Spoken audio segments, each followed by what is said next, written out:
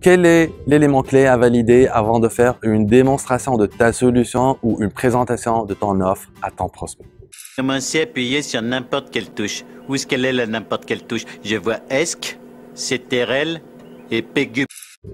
Salut, je suis Tahar Abid, spécialiste de la vente en business to business. Et dans cette vidéo, on va parler de démonstration. Et l'élément numéro 1 à valider avant d'avancer tête baissée est faire une démonstration de ta solution ou bien une présentation de ton offre à ton prospect.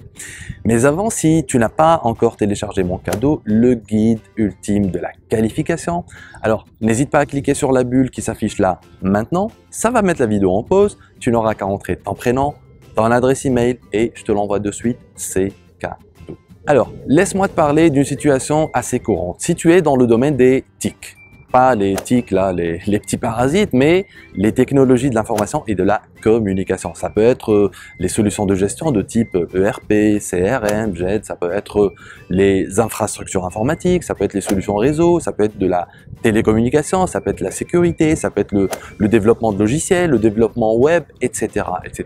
Bref, tout ce qui est en rapport avec les nouvelles technologies de l'information et de la communication. Et bien entendu, tes clients, c'est pas des gens qui vont acheter des solutions à Carrefour ou bien dans la grande distribution, mais c'est des entreprises.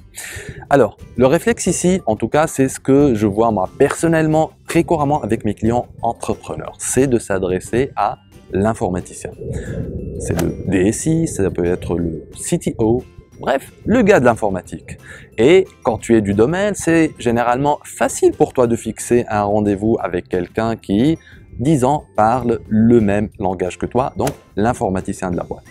Donc, tu arrives à ton rendez-vous, tu présentes ton entreprise qui est bien entendu l'entreprise la plus intelligente, l'entreprise la plus professionnelle, l'entreprise la plus sexy des entreprises du secteur et tu commences à parler technologie.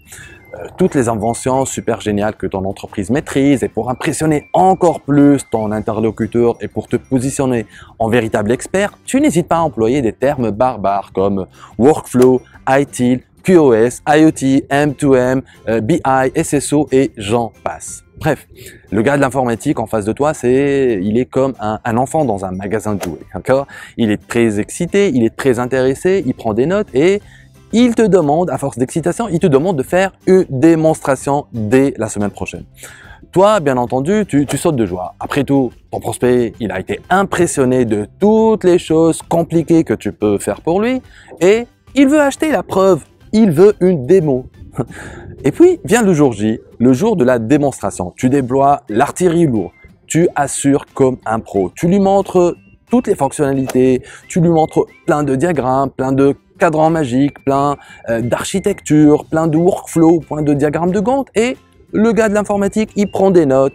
Bien sûr, toi, en véritable professionnel, tu lui proposes de lui envoyer tes slides au format PDF et plein de documentation en pièces jointes. Fin de la démo, tu es super content de ta prestation. Ton prospect, le gars de l'informatique, il est aux anges et il te dit c'est très intéressant, je vais présenter le projet à ma hiérarchie et je vous recontacte sans tarder. Toi, tu sors et tu commences à rêver de tout ce que tu vas pouvoir faire en signant ce méga contrat. Un mois plus tard, le gars de l'informatique t'assure qu'ils sont toujours intéressés mais qu'il n'a pas eu le temps de voir avec sa hiérarchie. 2 mois plus tard, il te dit la même chose. 6 mois plus tard, ils n'ont encore rien fait et il attend toujours que sa hiérarchie se penche sur le dossier. Est-ce que ça te rappelle des situations vécues? C'est quoi le problème ici, d'après toi? Est-ce que le problème, c'est le gars de l'informatique? Est-ce que c'est le CTO? C'est le DSI? Est-ce que le problème, c'est ta démonstration? Est-ce que le problème, c'est ton offre? Est-ce que c'est ton offre qui pose problème ici ou pas? Je vais être sincère avec toi, ça va être un peu dur. La réponse, c'est non. Le problème, c'est toi. Entre nous. Est-ce que tu es vraiment, mais vraiment convaincu que ton interlocuteur, le gars de l'informatique, il est en mesure de prendre une décision? En tout cas, est-ce que tu as validé ce point, sa capacité à prendre une décision? Est-il un décisionnaire ou pas? Alors, dans ce cas, et avant de sauter sur l'occasion et aller faire cette démonstration, tu dois valider sa capacité à décider.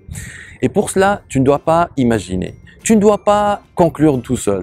Tu ne dois pas inventer un truc imaginaire dans ta tête comme quoi c'est un décideur. Mais tu dois tout simplement lui poser franchement la question. Mais attention, pas en lui disant directement « Monsieur Prospect, êtes-vous un décideur ?» Parce que dans tous les cas, il va te dire « Oui, bien sûr, je suis décideur ». Ça peut être faux. Et dans ce cas, ta question directe et franche comme ça va le vexer. Ça peut être vrai, mais il se peut qu'il ne s'agisse pas de l'unique décideur dans ce genre de projet. Le gars de l'informatique, il peut peut-être décider, par exemple, d'acheter un disque dur, de renouveler un contrat de maintenance, de faire appel à un prestataire pour des prestations ou bien des projets de moins de 5 000 € ou de 5 000 $. Mais peut-être qu'il ne peut pas prendre la décision tout seul quand il s'agit d'engager sa boîte dans un projet de 50, 100 000 ou 250 000 €. Donc, voici la question à poser avant d'avancer dans ta démonstration pour savoir s'il s'agit d'un véritable décisionnaire ou pas. Tu peux lui dire la chose suivante. Monsieur Prospect, bien sûr, nous pouvons faire cette démo avec grand plaisir, mais afin d'être efficace et afin de gagner du temps, à part vous, y a-t-il d'autres personnes qui interviennent dans la prise de décision et qu'il faudrait impliquer dans la démonstration? Là, il va te dire s'il y a d'autres personnes, s'il y a des décisionnaires qui doivent être présents. Tu ne le vexes pas si jamais c'est pas lui le décisionnaire et en même temps, tu t'assures que si jamais il y a d'autres personnes, s'il y a des personnes clés à impliquer, eh bien que ces personnes, elles soient présentes lors de la démonstration ou bien de la présentation de ton offre. Mais c'est pas tout. Il faudrait aussi que tu saches quelles sont les différentes étapes de prise de décision chez ton prospect. Et là, tu peux lui poser la question suivante. Très bien, dites-moi maintenant, monsieur prospect, typiquement, comment se prend la décision chez vous? Là, il va t'expliquer c'est quoi son processus de prise de décision, quelles sont les différentes étapes à suivre en interne pour arriver enfin à signer le contrat et le chèque, bien sûr. Voilà. C'est la fin de cette vidéo. Nous avons vu quel est l'élément clé à valider avant d'avancer avec ton prospect tête baissée et lui faire la démonstration ou bien la présentation de ton offre.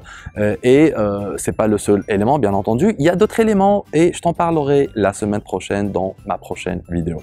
Si tu as trouvé que cette vidéo t'a apporté de la valeur, alors partage-la avec tes collègues, partage-la avec tes associés, partage-la avec tes collaborateurs et n'oublie pas de t'abonner à ma chaîne en cliquant sur ma face qui s'affiche maintenant pour recevoir une vidéo chaque semaine et de télécharger ton cadeau, le guide ultime de la qualification en cliquant sur la bulle qui s'affiche là maintenant.